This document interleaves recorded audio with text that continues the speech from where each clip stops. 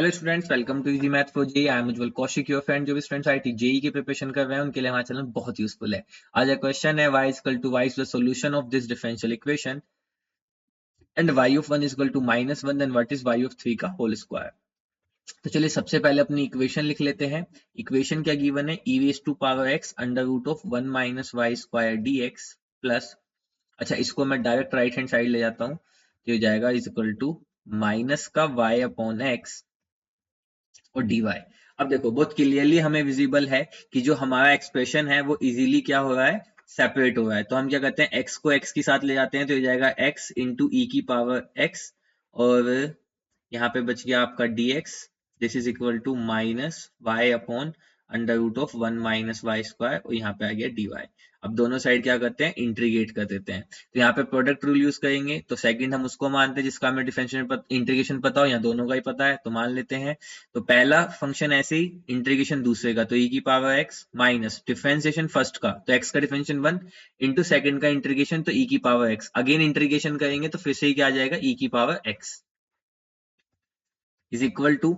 अब देखो यहाँ पे अगर मैं देखूं तो मैं 1 माइनस वाई स्क्वायर को सब्सटीट्यूट कर देता हूँ, 1 माइनस वाई स्क्वायर को मैं t सब्सटीट्यूट कर देता हूँ, ठीक है।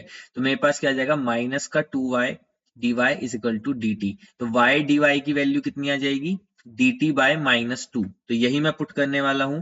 तो y dy की जगह dt अपॉन -2, एक माइनस ऑलरेडी प्रेजेंट है तो कैंसिल कर देगा, बच जाएगा सिर्फ 1/2, यहाँ बच जाएगा अंडर रूट t। इसको फर्दर थोड़ा सोल्व कर लेते हैं तो ये आ जाएगा, यहां से अगर मैं e की पावर x को कॉमन ले लेता हूं तो x minus 1 is equal to 1/2, under root t का इंटीग्रेशन करेंगे तो ये हो जाएगा t की पावर -1, टी की पावर 1/2 अपॉन में 1/2, वो चले जाएगा ऊपर 2, तो इस 2 से 2 कैंसिल, प्लस में सम कांस्टेंट c, तो यहां से आ गया e की power x minus 1 is equal to, अब t हमने माना था उसको, तो यहाँ आ गया under root 1 minus y square plus some constant c।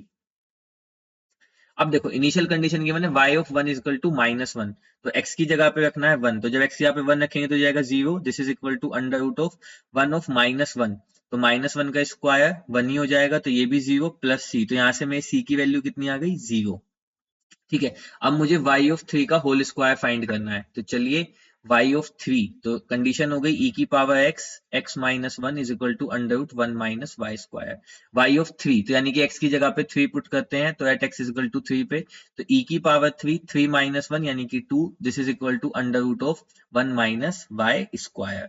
अब मुझे यहाँ से क्या फाइंड करना है, y ऑफ 3 पुट कर चुका हूं ना मैं, तो ताकि वो कंफ्यूजन ना आए मैं इसको इस तरह से लिख देता हूँ, y ऑफ 3, ठीक है। अब इसका होल स्क्वायर, क्योंकि y की जगह पे 3 पुट कर दिया, तो यहां से मैं दोनों साइड स्क्वायर कर देता हूं, तो स्क्वायर करने पे क्या जाएगा 4 e की पावर 3 का स्क्वायर, तो बेसिकली e की पावर 6 आ जाएगा मेरे पास यहाँ से, ठीक है। This is equal to 1 minus y of 3 का होल स्क्वायर, तो बेसिकली y ऑफ 3 का whole square this is equal to 1 minus 4 e की पावर 6, तो 1 minus 4 e की power 6 यानी कि option 2 is our right answer. I hope you are able to understand the video. If you have any doubt, you can ask to me into the comment box. Thank you very much. Please subscribe the channel. Be happy.